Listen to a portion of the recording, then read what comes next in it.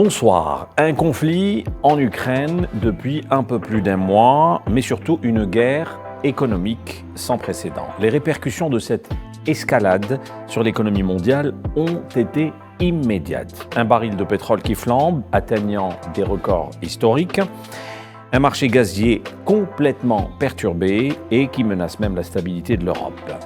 Bien sûr, prix et disponibilité des denrées alimentaires, on pense au blé en premier, matières premières de manière générale, et l'impact que cela pourrait avoir sur les chaînes de production de différents produits et dans l'ensemble des secteurs d'activité. De grandes sociétés cotées en bourse, des multinationales qui quittent malgré elles le marché russe. Voilà grosso modo ce que le monde vit depuis le 24 février dernier. Jusqu'où iront les sanctions occidentales? La Russie pourra-t-elle résister encore longtemps?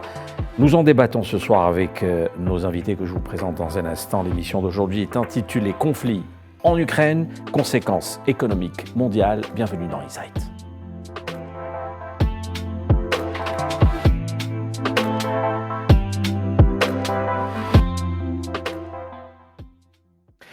Bonsoir Mahfoud Kaoubi, vous êtes analyste économiste et financier. Merci d'avoir accepté notre invitation. Merci de l'invitation, bonsoir.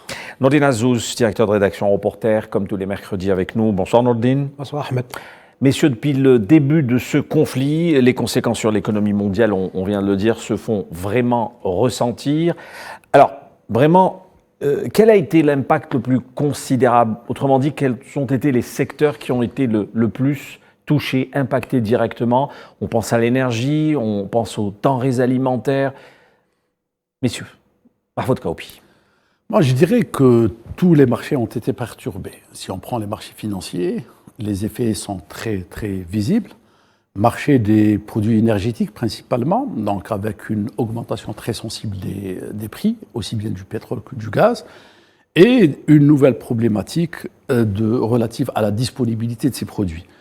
Parlons aussi des produits alimentaires qui ont vu une augmentation de leur prix qui dépasse les 150% pour certains produits. Et donc, la réaction des marchés a été très rapide par rapport à une situation d'incertitude qui intervient juste après 2 années de récession mondiale suite aux effets du Covid. Donc, au moment où l'économie mondiale commençait à reprendre de l'avant, la situation en Ukraine, la guerre en Ukraine vient perturber. D'ailleurs, les dernières prévisions du FMI parlent de 2 points perdus en termes de prévisions par rapport à ce qui a été donné en début de l'année. Et si on prend tout cela, ça dénote toute la sensibilité des marchés par rapport aux différentes situations que vit le monde, aussi bien sur le plan sécuritaire que militaire que économique. Nordine Azouz? Oui, absolument. L'impact, il est général. On parle aujourd'hui d'effet papillon, donc vous imaginez un petit peu la métaphore. C'est-à-dire, vous avez 2 pays qui sont en conflit, des opérations militaires russes en terrain ukrainien, et sur toute la planète qui subit les conséquences. Donc l'impact est général, simplement il est ressenti différemment selon que l'on soit au nord ou au sud ou ailleurs. Ailleurs, c'est le prix de l'essence à la pompe qui préoccupe, le renchérissement de certains produits. Ici, sous nos latitudes, c'est le renchérissement des produits de consommation de base, c'est l'inquiétude quant à l'approvisionnement en matière de blé, de céréales, et autres produits que nous consommons régulièrement dans l'année. Donc l'impact, il est général. Il risque d'être durable. Je pense que l'année 2022 va rester durablement marquée par l'effet de la guerre en Ukraine. Et il touche pratiquement tous les secteurs, comme vient de le dire Mahfoud Kaoubi aujourd'hui. Alors, on va parler d'énergie. D'abord, le pétrole. On se rappelle, début mars, le baril a carrément frôlé les $140. Il est beaucoup moins maintenant, mais en tous les cas, c'est des records historiques qui ont été battus. Avant de parler de gaz dans un instant, le pétrole, jusqu'où ira cette flambée de l'or noir déjà, à votre avis, Mahfoud? Je pense que les prix qui ont été atteints ces dernières semaines ne devraient pas être dépassés, dans la mesure où le conflit commence à connaître, si on se fie à ce qui a été avancé aujourd'hui. Donc personne n'a intérêt à ce que le pétrole dépasse le seuil de $120. Pour revenir, l'objectif des décideurs au niveau de l'économie mondiale, c'est de maintenir un prix d'équilibre qui fait l'affaire aussi bien des consommateurs que des producteurs. Et un prix de 90 à $100 serait, dans la conjoncture actuelle, arrangerait tout le monde pour ensuite voir les perspectives en fonction du retour à l'investissement dans le domaine de la production pétrolière. Et donc, aux véritables signaux, aux véritables éléments qui décident de la demande permanente, structurelle en matière de pétrole, et qui est la croissance. Donc, la situation actuelle est conjoncturelle, elle est liée à un événement qui devrait être exceptionnel et qui devrait se résoudre sur le mois ou les semaines à venir. Et donc, on reviendrait à une situation d'équilibre qui serait, dont les prix seraient dictés par les lois et les règles de l'offre et de la demande relatifs à la croissance et à la demande purement économique. Et pour ce qui est du gaz, est-ce qu'un embargo occidental, européen sur le gaz russe est possible, envisageable, réellement ? Par rapport aux données actuelles, ça ne serait pas possible. Ça ne serait pas possible parce que l'offre actuelle, les capacités de production actuelles ne pourraient en aucun cas pallier à la production et au volume exporté par la Russie. Donc, l'inélasticité de l'appareil de production dans le domaine du gaz, suite aux effets, encore une fois, du Covid, qui ont fait que l'investissement, que les niveaux des capacités utilisées soient nettement moins que les niveaux qui étaient avant le Covid. Donc, pour reprendre les niveaux qui pourraient faire face à une demande accrue du continent européen, il faudra au moins une année pour que les choses prennent une tendance en matière de production, une tendance haussière. Donc, sur le très court terme, il serait impossible de pallier par les autres producteurs, que ce soit les États-Unis, que ce soit l'Australie, que ce soit le Qatar, que ce soit les autres pays producteurs, au volume produit et exporté de la Russie vers l'Europe. Alors, une Europe qui est complètement dépendante du gaz russe, bien sûr. On imagine mal l'Europe aujourd'hui se défaire de cette énergie. Alors d'abord, Ahmed... sur le pétrole ? Non, d'abord sur le pétrole. Jusqu'où iront les cours ? Moi, je pense que c'est une question à laquelle il n'est pas aisé de répondre, de par la volatilité du marché et du produit en lui-même. En même temps, je pense qu'il va falloir suivre deux terrains très importants. Celui des négociations entre les parties belligérantes, entre les Ukrainiens et les Russes. Il semblerait qu'il y ait une amorce comme ça de négociations et d'avancées, bien que entre hier et avant-hier, il y a eu des déclarations assez contradictoires. Est-ce qu'ils sont partants pour avancer davantage dans leur rapprochement et éventuellement aller vers une cessation des hostilités ? Mais c'est un terrain à suivre. Il y a un autre terrain aussi, c'est celui des producteurs ravitailleurs, dont nous faisons partie. Je rappelle que demain, l'OPEP+ va se réunir. Et la tendance, c'est que cette alliance-là est en train de jouer à l'équilibre jusqu'au bout du marché, de façon à ce qu'il n'échappe pas et à ce qu'il ne s'emballe pas. Il n'est pas question, par exemple, d'aller au-delà de la progression ou du relèvement de la production de 400 000 barils jour chaque mois. Donc ce sont des initiatives et des actions qui ont tendance à calmer un petit peu le marché et à éviter qu'il y ait un emballement qui pourrait éventuellement déranger tout le système. Sur la question du gaz, il faut rappeler une chose très importante, c'est que le marché européen, donc le consommateur de l'UE, dépend pratiquement à 45% du gaz russe.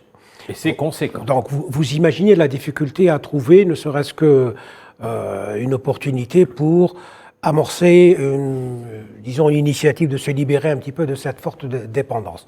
Donc ça, c'est un scénario qui, à moyen et court terme, n'est pas envisageable du tout, et ce qui explique l'embarras dans lequel se trouvent aujourd'hui les économies européennes et les États européens, même si les États-Unis multiplient les déclarations sur le fait qu'ils sont capables de mettre une partie de leur gaz, notamment de schiste, sur le marché européen, mais ça ne suffira pas. Donc là, le scénario d'une indépendance rapide des économies européennes du gaz russe n'est pas envisageable à très court et moyen terme.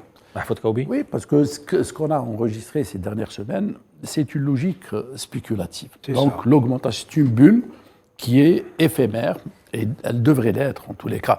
C'est la même chose qu'ont connu les prix du pétrole antérieurement, il y a quelques décennies. Donc ça dure un mois et demi, suite à une situation exceptionnelle, et on devrait revenir à une situation normale. Parce qu'actuellement, la tendance actuelle, c'est de favoriser les facteurs qui permettent la reprise de l'économie mondiale. Et aussi bien les producteurs que les consommateurs ont tous intérêt, considérant ce qui a été vécu ces 2 dernières années, à laisser les conditions de reprise se faire de manière assez paisible, afin de pouvoir travailler sur des éléments concrets et prévisibles.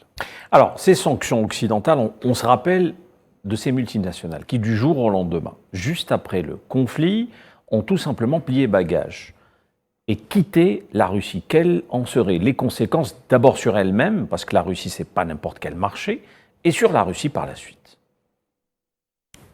Oui, ma faute. En tous les cas, le nombre de sociétés n'est pas aussi important qu'on nous le présente. Parce qu'actuellement, il y a une guerre médiatique qui se mêle à cette guerre économique et militaire. D'accord ?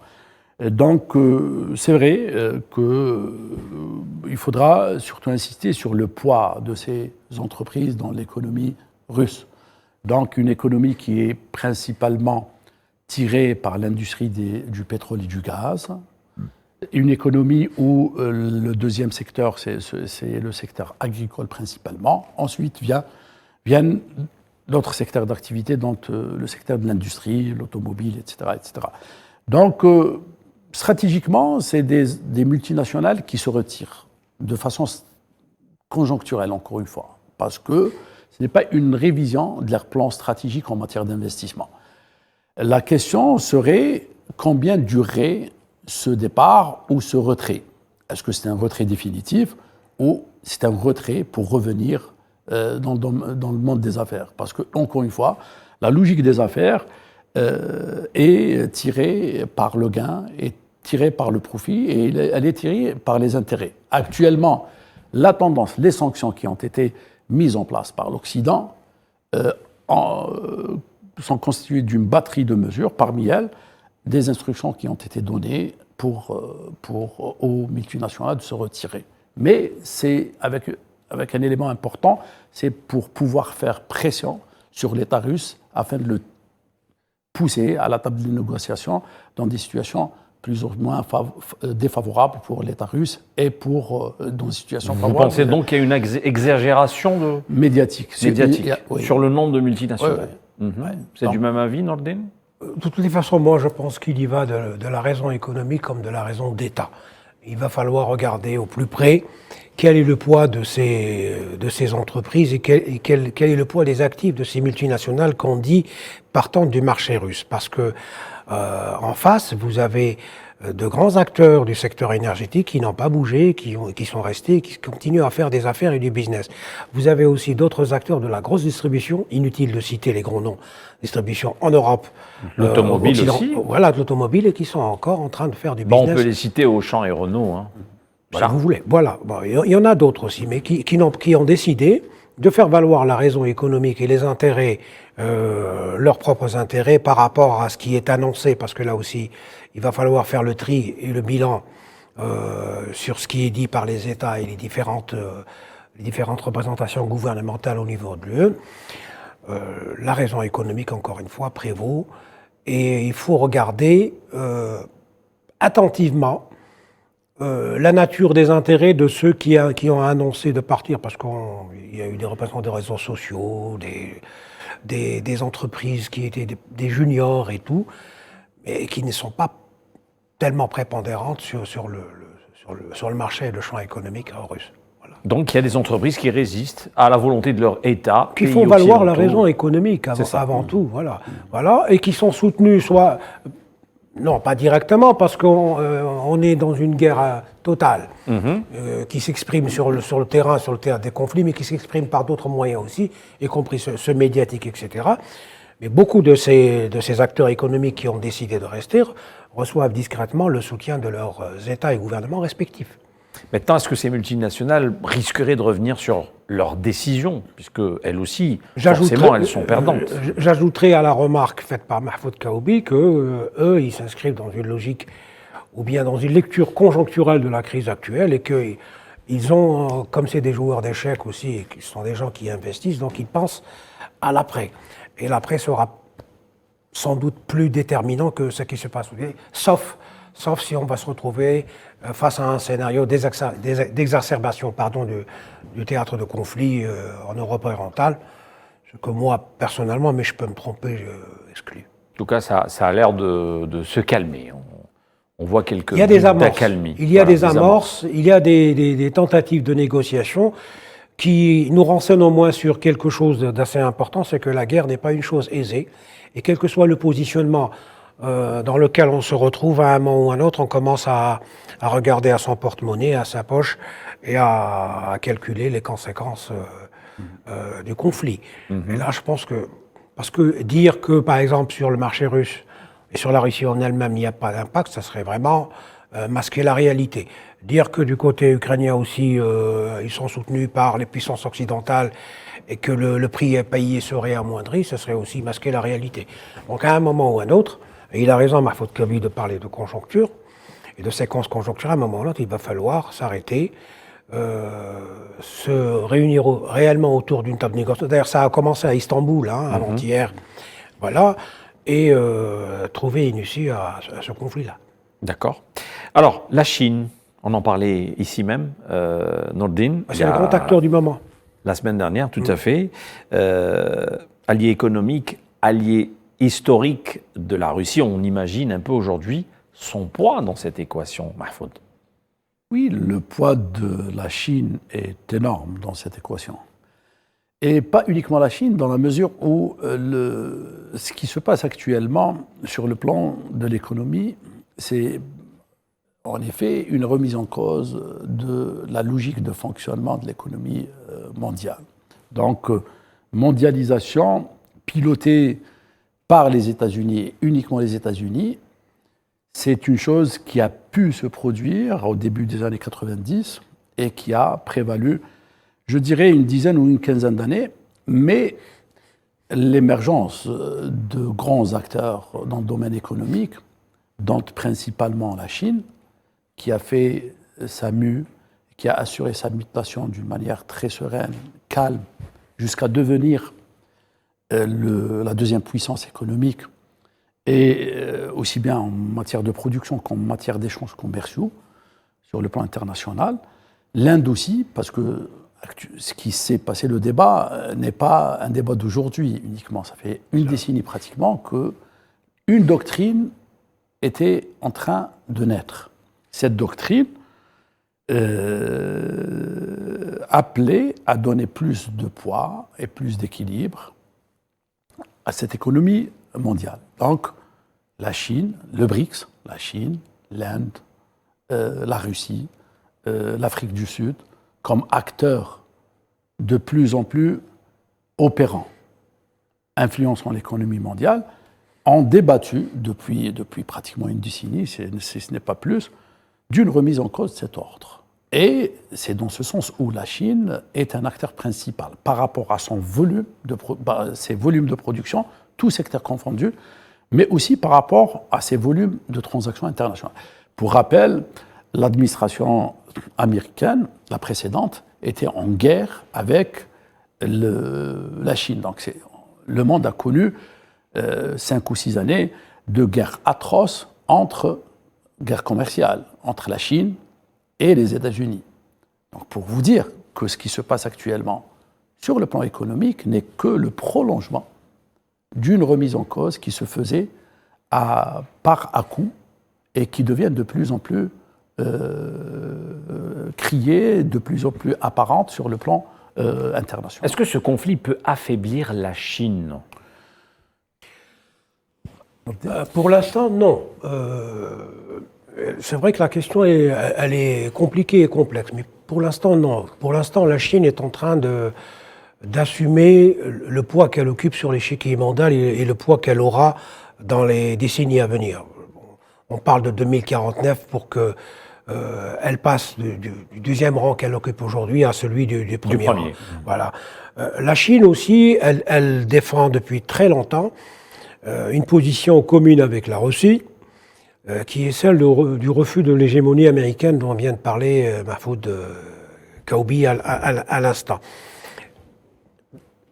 À partant de ce positionnement-là, elle se permet la contradiction avec le camp occidental en refusant que la Russie soit cantonnée dans une position d'isolement, en ouvrant et la porte et la fenêtre pour que la Russie ne souffre pas encore plus des conséquences et des sanctions économiques prises par les puissances occidentales contre Moscou, et en appelant à un équilibre justement dans le jeu des relations internationales. Sur la question économique, est-ce que la Chine est affaiblie ou pourrait être affaiblie Il y a une réalité, c'est que vous avez de nombreuses entreprises chinoises aujourd'hui qui ont des affaires et des business et des actifs dans les pays occidentaux. Partant de là, la conduite à tenir est une conduite de prudence, de diplomatie économique, si je puis dire. Donc, ces entreprises-là, qui sont aux États-Unis, dans des secteurs névralgiques, ne peuvent pas se permettre de se positionner frontalement avec les intérêts occidentaux ou d'engager un bras de fer qui puisse nuire à leurs intérêts. Donc, la situation actuelle, elle est vraiment complexe. C'est peut-être une situation transitionnelle pour qu'on arrive demain, dans 10-15 ans, ou peut-être en 2049. Moi, c'est une date. Pourquoi 2049 ? Parce que ça nous rappelle 1949, la réunification de la Chine.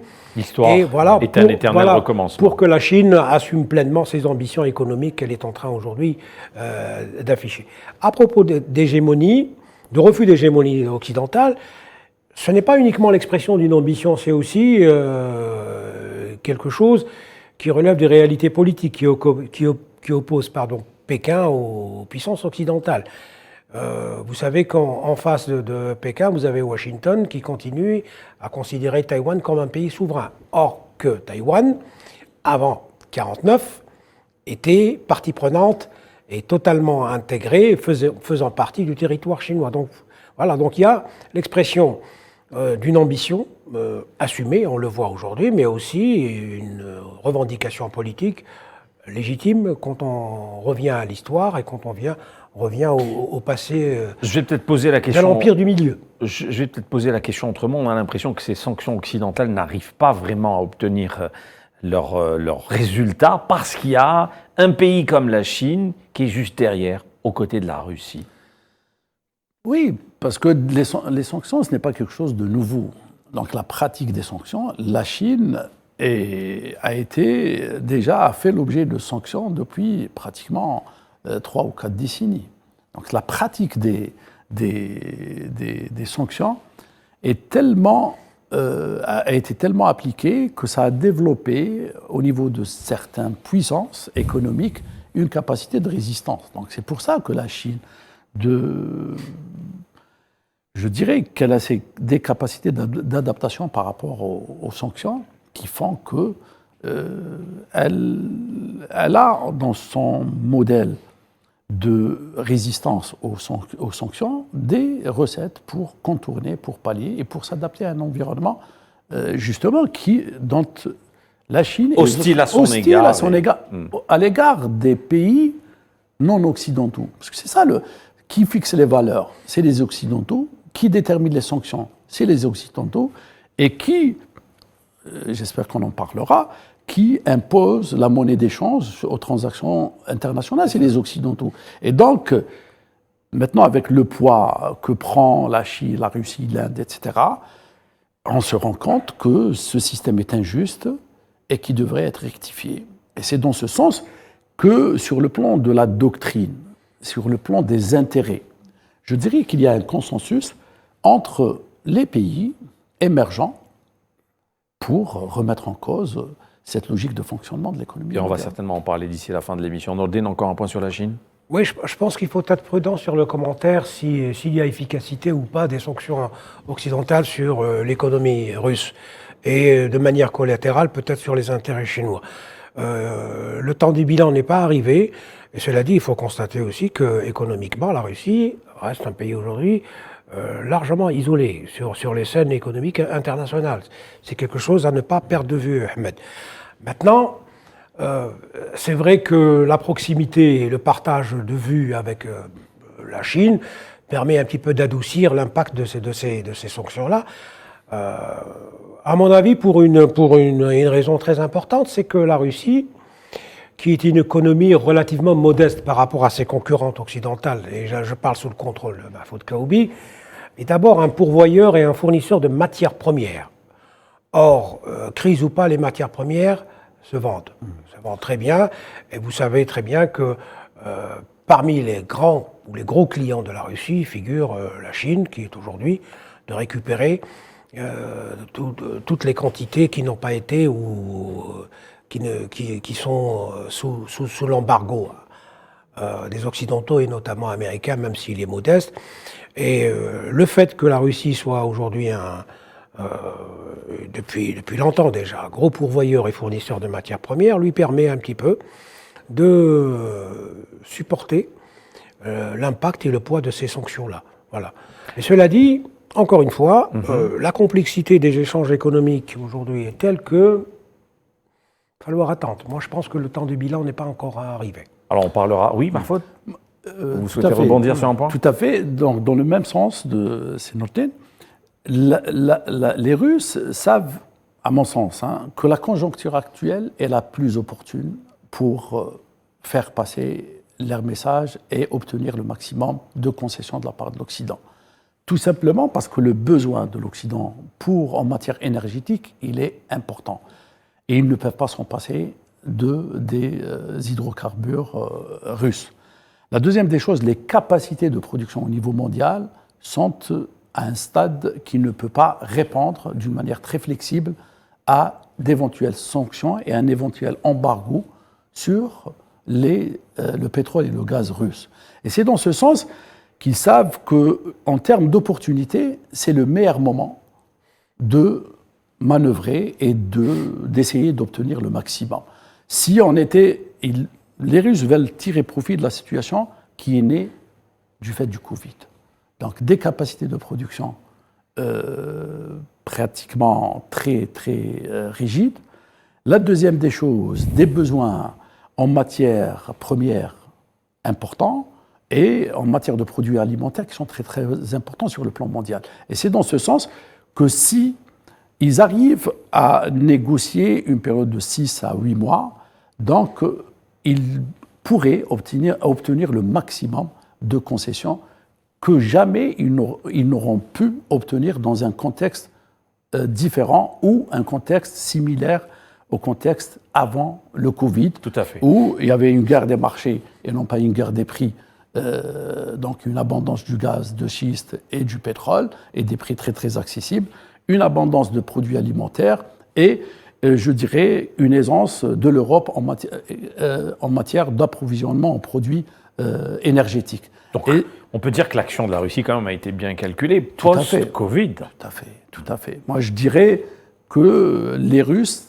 attendaient avec impatience à ce que les conditions, Soient surtout réunies. sur le plan économique, soient réunies. Alors, et là, le post-Covid leur donne une occasion Tout à fait. très, très particulière. Le système financier international, avec notamment l'exclusion de la Russie du réseau SWIFT mondial, quelles en seraient les conséquences là aussi?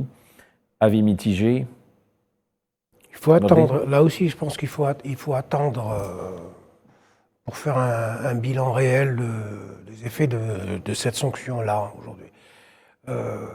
comme il faut attendre aussi de voir quel résultat aura ces velléités à vouloir dédollariser un petit peu les échanges économiques de par le monde. On parle du yuan, les Russes veulent qu'on leur paye leur pétrole et leur gaz en roubles. Tout ça procède des chambardements provoqués par la guerre en Ukraine. Moi, modestement, je pense qu'il va falloir ils ont patienté un peu pour évaluer réellement l'impact à ce niveau-là sur le fait d'avoir exclu la Russie du système SWIFT. C'est vrai que ça a fait mal. Est-ce que la Russie va continuer à résister longtemps face à cette situation? Il ne faut pas se leurrer, c'est quand même des sanctions conséquentes. Oui, c'est toute la question et qui dépend encore une fois de l'évolution du théâtre de guerre en Europe orientale. Voilà. Et aussi de la capacité des Russes à pouvoir négocier et à trouver aussi des alternatives avec le partenaire chinois, bien sûr, mais pas seulement, parce qu'il y a des pays émergents qui sont dans une logique de neutralité et de mise à l'abri de leurs propres intérêts. Ça aussi, c'est un élément très très important qui a été généré par le conflit en Ukraine. Je pense que sur la question de l'exclusion du SWIFT mondial, voilà, peut-être que Mahfoud Kaoubi peut nous donner un éclairage plus technique. Voilà. Oui, bon, en complément de ce qui vient d'être présenté par Nourdine, donc cette exclusion, comme par hasard, ne concerne pas le pétrole et le gaz. Donc vous voyez que même en matière de sanctions, il y a un arbitrage qui est fait dans la mesure où la marge de manœuvre de l'Europe, qu'est-ce qu'il en serait qu'est-ce qu'il en serait pour l'Europe si la Russie était exclue du système SWIFT pour les transactions en matière de pétrole et de gaz. Mais est-ce que l'Europe avait la possibilité de le faire ou l'Occident avait le choix ou pas du tout? Si on dépasse les paroles et on examine les faits, on voit que l'Europe est en situation d'incapacité d'imposer et de généraliser cette exclusion par rapport au SWIFT. Donc, ça dénote de toute la complexité de la situation. Absolument. Et du rapport de force. L'objectif, c'est d'affaiblir l'autre. On impose, on exclut, on médiatise et on essaye de ramener l'autre à la table des négociations dans une situation la plus favorable. Et donc, moi je dirais que pour le système SWIFT, au contraire, effectivement, sur certaines transactions, le problème se poserait, mais si on n'élargit pas l'exclusion au secteur du gaz et du pétrole qui représente une grande partie du volume et des montants des transactions, je dirais qu'il y a de l'hésitation et ça ne pourrait pas donner l'effet escompté ou du moins présenté médiatiquement. Nourdine Azouz, vous parliez du yuan il y a un instant, la monnaie chinoise qui pourrait faire son entrée dans le marché pétrolier en plus du dollar. Le rapprochement Arabie Saoudite, on se rappelle Russie, il y a 2 semaines, pourrait-il, à votre avis, laisser présager cette éventualité? Moi, je pense que ça n'aura pas d'impact immédiat. Mais c'est annonciateur des tendances qui arrivent. Tôt ou tard, le yuan va être une monnaie avec laquelle il va falloir compter dans les échanges économiques mondiaux. Tôt ou tard, des rapprochements qu'on supposait difficiles, par exemple, entre l'Arabie Saoudite, qui était considérée comme une puissance régionale, une monarchie du Golfe qui regardait davantage vers l'Occident et vers les États-Unis, se retrouve aujourd'hui dans une logique de rapprochement avec la Chine. Donc tout ça, c'est, à mon avis, un annonciateur des tendances qui vont devenir des réalités dans une décennie ou peut-être même un peu moins.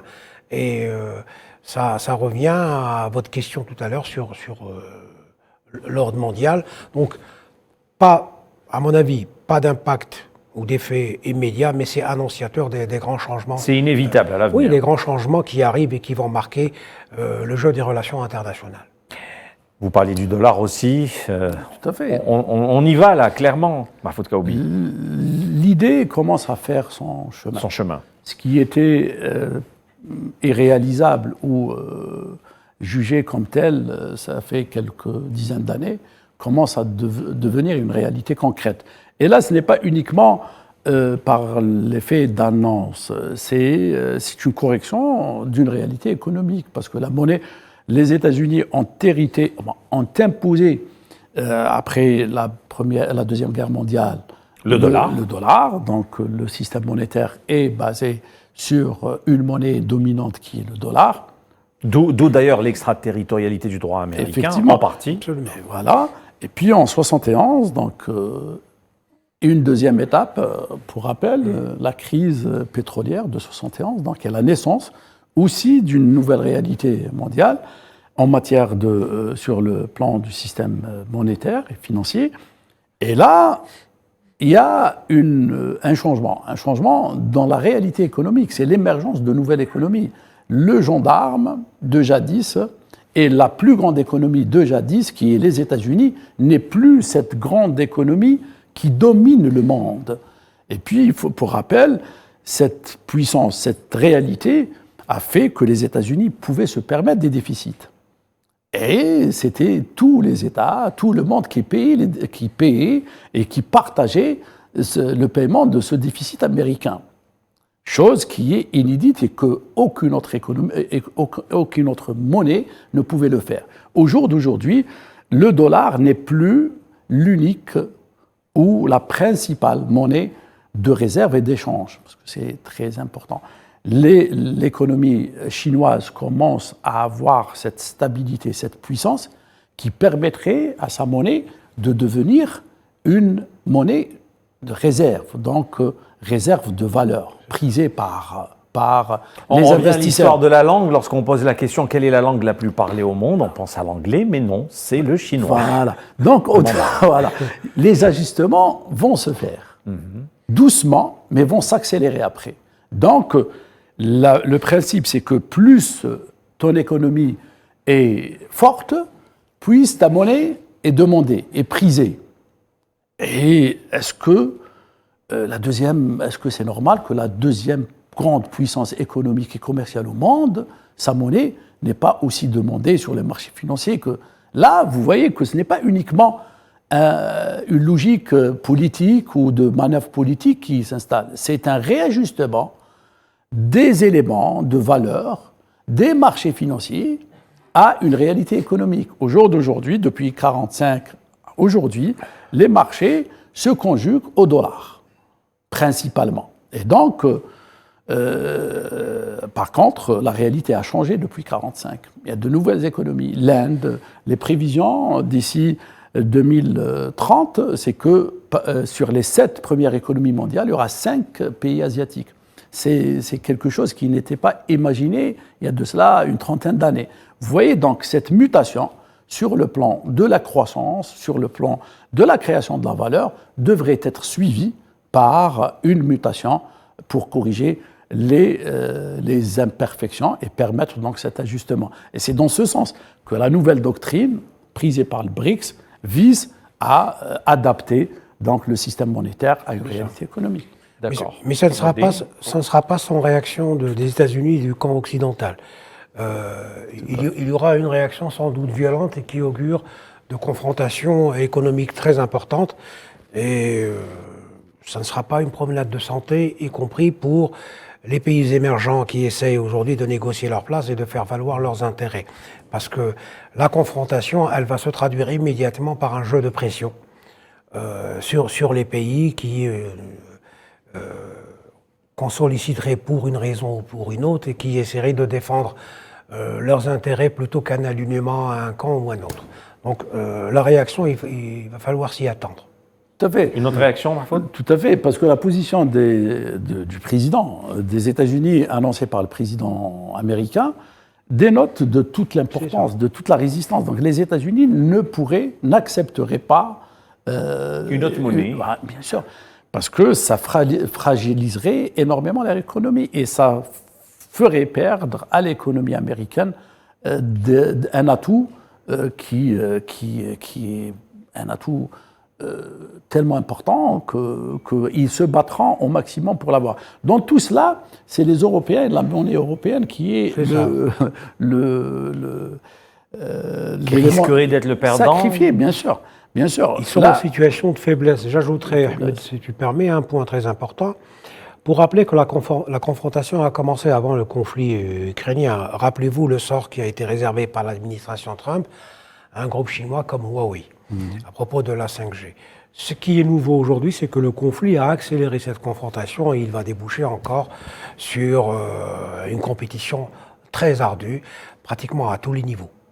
Donc, et les Européens perdront. C'est incroyable parce que l'euro serait le plus grand perdant dans cette guerre, dans cette histoire. Donc l'euro créé par principalement Mitterrand et Helmut Kohl qui ont défendu le principe justement de la monnaie européenne unique, justement pour contrer l'hégémonie du dollar. Et vous voyez maintenant, ils sont pratiquement neutralisés sur cette opération de guerre entre l'Occident, qui ne reconnaît que le dollar pratiquement, ou qui ne défend que le dollar, et les autres pays, donc la Russie, la Chine et les autres, qui veulent... Donc ça dénote aussi de toute la récession et toute la faiblesse qu'a connue l'économie réelle européenne depuis plus d'une vingtaine d'années. Alors, la Russie comme véritable mine pour les matières premières, sans aucun jeu de mots, que va-t-il arriver maintenant dans les prochaines semaines avec toute cette perturbation de la disponibilité des matières premières, avec un conflit d'une telle ampleur? Et les Européens? Alors, il y a d'abord ce qui est manifeste. Et ce qui est manifeste, c'est que les États européens, les États de l'Union européenne appellent à la sobriété de la consommation en énergie. Ça, c'est l'élément le plus manifeste. C'est la recherche à tout prix de la diversification des ressources d'approvisionnement. Et ça, je pense que ça va être l'une des grandes batailles qui seront menées par les États de l'Union européenne dans les prochaines années, avec ou sans conflit ukrainien. Je rappelle à ce niveau, par exemple, qu'un groupe comme Total est déjà très présent en Afrique de l'Est et qu'il essaye de s'implanter dans ce périmètre qui rassemble l'Ouganda, la Tanzanie et le Mozambique. Ça, c'est un indicateur aussi de la recherche d'une solution et d'une voie de sortie par rapport à l'indépendance dans laquelle se trouve la France, puisqu'on parle de Total, mais aussi les autres pays de l'Union européenne qui sont aujourd'hui en situation de forte dépendance par rapport aux hydrocarbures russes. On a avancé tout à l'heure un chiffre, il faut le rappeler, c'est très important, 45% d'achat de gaz et près ou plus de 30% de pétrole. Ce n'est pas rien. Ça, c'est le deuxième élément. Le troisième élément, c'est peut-être l'accélération de la transition énergétique. Parce que aujourd'hui, les laboratoires et l'ingénierie européenne travaillent sur ça. Il y en a qui privilégient l'option nucléaire à travers ce qu'on appelle les SMR, c'est-à-dire les petits réacteurs modélateurs. Il y en a qui, comme l'Allemagne et comme l'Espagne, misent pratiquement fortement sur le renouvelable, l'énergie éolienne, le solaire, etc. Et puis, il y a la recherche, mais ça c'est à un niveau peut-être un peu moins important, de soutien chez le parrain américain. Le président Biden a annoncé récemment qu'il était sur le point de placer 10% de la production américaine de gaz sur le marché européen. Donc, c'est une situation de très forte dépendance, mais il y a une recherche quand même de voies de sortie. À mon avis, la plus importante, parce qu'il va falloir compter avec le fossile pour les 10 à 15 prochaines années, voire davantage, c'est la diversification des ressources d'approvisionnement en pétrole et en gaz. Et là aussi, ça augure d'un jeu de confrontation très très très important. Alors, il reste 6 minutes, nouvel ordre économique mondial, on en parle tellement, l'idée fait son chemin, vous l'avez dit tout à l'heure Mahfoud Kaoubi, aujourd'hui comment présenter cette nouvelle configuration avec ce conflit en Ukraine, il faut rappeler qu'il a complètement redéployé les cartes de part et d'autre. Oui, ça sera un environnement plus instable, où les combats seront plus féroces et où il n'y aura pas de place aux faibles, en tous les cas. Et ça, que ce soit en matière d'occupation de l'espace, que ce soit en logique de comportement. C'est Nourdine, il parlait quelle serait la réaction de l'Europe par rapport à la situation. On se rappelle de la crise de 71, et qu'est-ce qu'elle a donné après comme logique de comportement. Donc je pense que les logiques de diversification, d'accélération de mutation, de modèles de consommation vont être débattus d'une manière très sérieuse et les processus de mutation seront très rapides. Il y aura un nouveau monde avec de nouveaux acteurs. Et plus il y a d'acteurs, plus il y a de férocité en termes de combat pour l'occupation des espaces et pour la domination dans les rapports commerciaux. Des BRICS renforcés? Des BRICS renforcés, je dirais qu'on va aller vers une économie mondiale où les régions, les blocs vont se substituer aux États. Et donc, aux logiques aux stratégies beaucoup plus perfectionnées et aux combats beaucoup plus rudes. D'accord. Nourdine Azzouz, pour ce nouvel ordre économique sur les BRICS, mondial. selon moi, il y a une part d'inconnu qui est inhérente aux alternances et au changement des pouvoirs politiques dans les pays concernés. Je donne un exemple très simple. Du temps de Lula au Brésil, le BRICS faisait sens. Du temps d'avant Ramaphosa en Afrique du Sud, le BRICS avait un sens qu'il n'a pas aujourd'hui. C'est vrai que l'idée en elle-même, théoriquement, elle se défend. Ces pays-là ont tout intérêt justement à continuer à développer des politiques pour défendre leurs intérêts et d'aller vers un alignement qui leur permet de se mettre à l'abri de la confrontation des géants qu'on a évoqués tout à l'heure. Mais ça reste encore tributaire des réalités politiques internes à chaque pays. Tu as évoqué la question de l'ordre économique mondial nouveau. Ça aussi, je pense que c'est en devenir. Il y a un ordre mondial qui est en train de se dessiner, et on le voit aujourd'hui. On a essayé de le résumer à travers aujourd'hui le positionnement de la Chine, celui de la Russie et de rapprochement qui étaient au stade de scénario qui sont aujourd'hui devenir une réalité. Pour l'ordre économique mondial, moi je reste pour l'instant assez prudent.